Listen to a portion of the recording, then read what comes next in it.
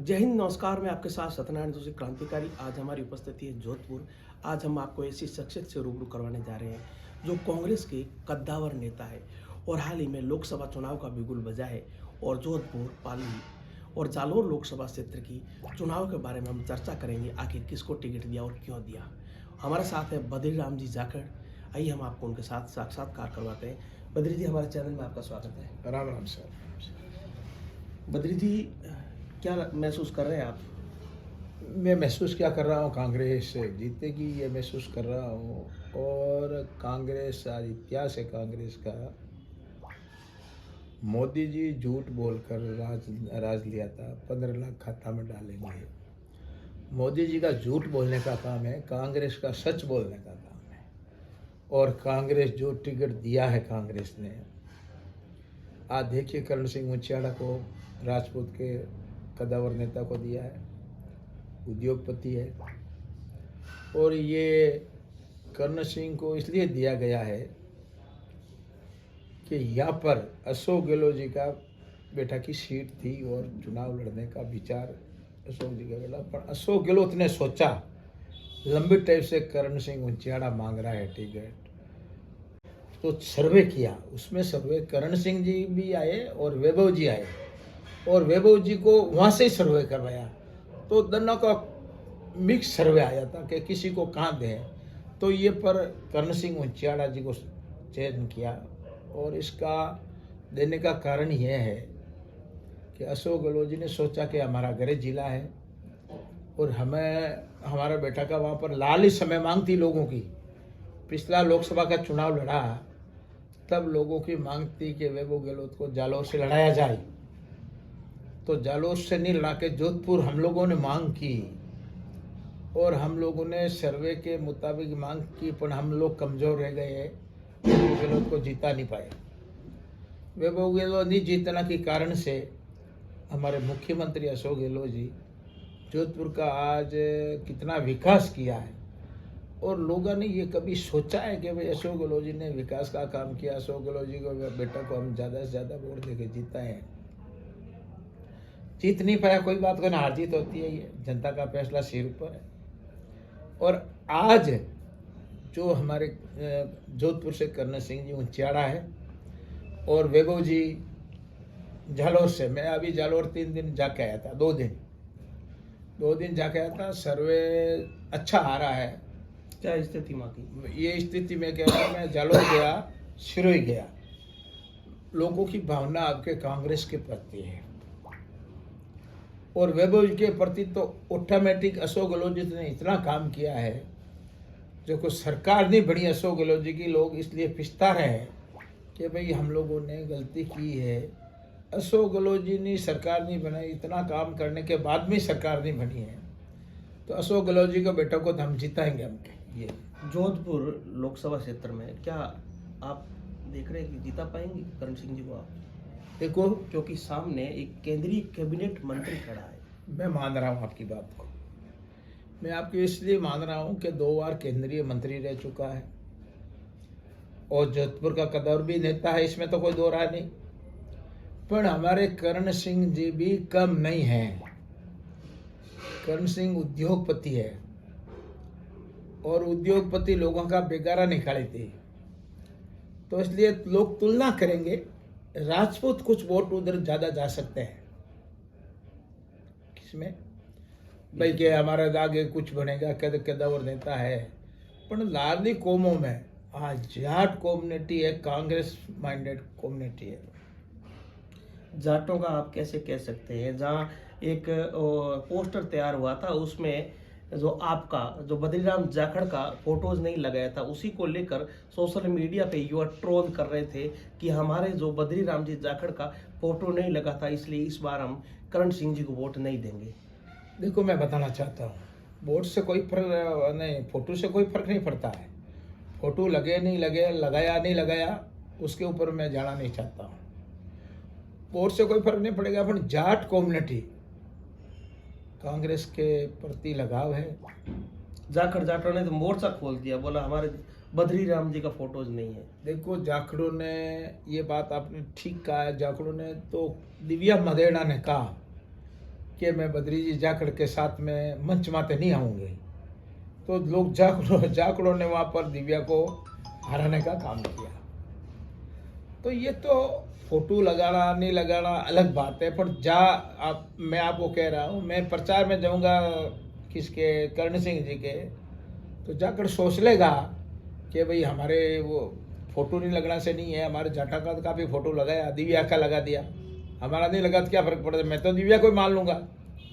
आप मान लोगे? हाँ, हम तो दिव्या को ही मान लेंगे कि भाई ठीक है। ये तो आपका बड़पन है। हाँ। वो तो आपको नहीं मान रही है। वो नहीं मान रही, उसकी मर्जी है, वो कहती मूछड़ है, वो कह सकती है, उसको छूट है, उसका परिवार ने, दादा ने तो ऐसी शिक्षा नहीं दे सकती है।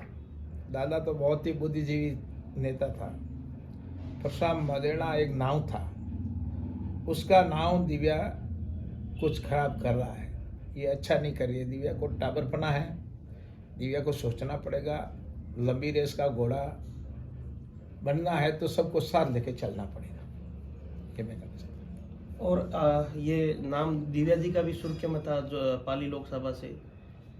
देखो, दिव्या जी का लोकसभा से था, मैं भी सोचा था दिव्या आएगी, हमारे दिमाग में ना दिव्या आपके लोकसभा का चुनाव लड़ेगी। क्यों मैंने विचार नहीं किया, तो मैंने सोचा दिव्या लड़ेगी। हम मान रहे थे दिव्या आएगी, तो दिव्या आई नहीं, डर गई। डरना नहीं चाहिए, राजनीति रमैने को डरना सिखा। मैं आज 4 बार लोकसभा का चुनाव लड़ा हूँ, 1 बार विधानसभा का लड़ा हूँ, 1 बार प्रधान का लड़ा हूँ, 1 बार जिला परिषद का लड़ा हूँ। डरना नहीं चाहिए। मैं आपको कहना हूँ कि पार्टी हमारे को कहती कि आपको चुनाव लड़ना है, तो मैं लड़ता पक्का 21 आना। पार्टी के पास मैं गया, पार्टी को मैंने कहा साहब आपके मैं चुनाव लड़ना नहीं चाहता हूँ, तो पार्टी ने कुछ हमारे को वो ही नहीं कहा कि क्यों नहीं लड़ोगे, आपको लड़ना पड़ेगा तो मैं लड़ता। धन्यवाद जी। संगीता जी के बारे में आपकी क्या राय है? संगीता जी के बारे में हमारी राय बहुत अच्छी राय है। आज आप मंत्री है,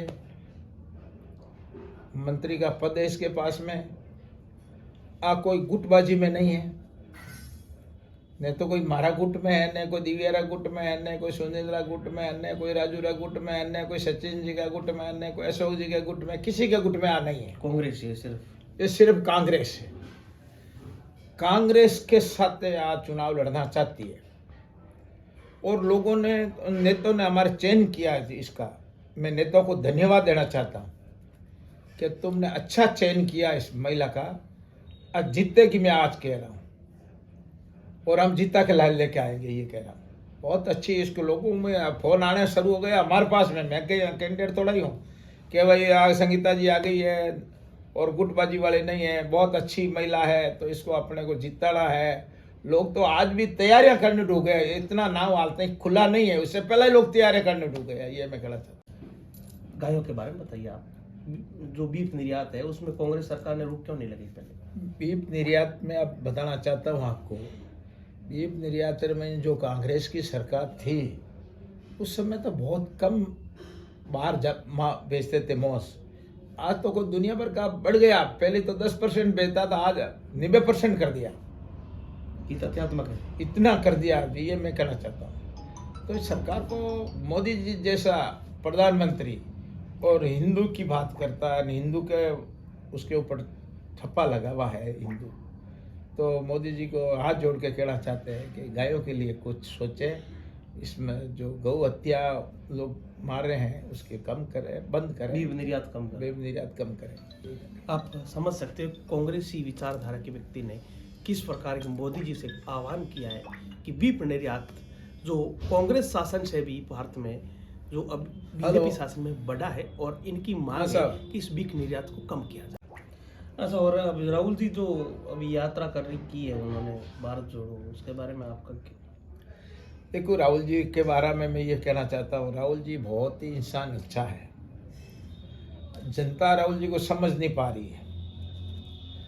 राहुल जी जैसा प्रधानमंत्री बन जा तो देश का विकास की कायाकल्प हो जा। मोदी जी तो सिर्फ राम नाम से काम ले रहा है। आप अभी भी प्रधानमंत्री राहुल जी को बनने का सपना देख रहे हैं? देखो, मैं आपको कह रहा हूँ एक दिन राहुल जी प्रधानमंत्री बनेगा, ये मैं कह रहा हूँ।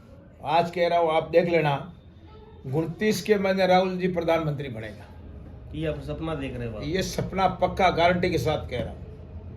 मैं तो जाऊंगा नहीं 29 तक, और मैं आपको राहुल जी को प्रधानमंत्री देख के बताऊंगा, राहुल जी प्रधानमंत्री बनेगा। और मोदी जी तो लालिश समय सीटा लाया है, उससे हमके कम आएगी। अच्छा, क्यों? इसका कारण है मोदी जी ने क्या काम किया, मन बताओ। कल करण सिंह जी कह रहा था कि भाई हमारे मंत्री जी ने क्या काम किया।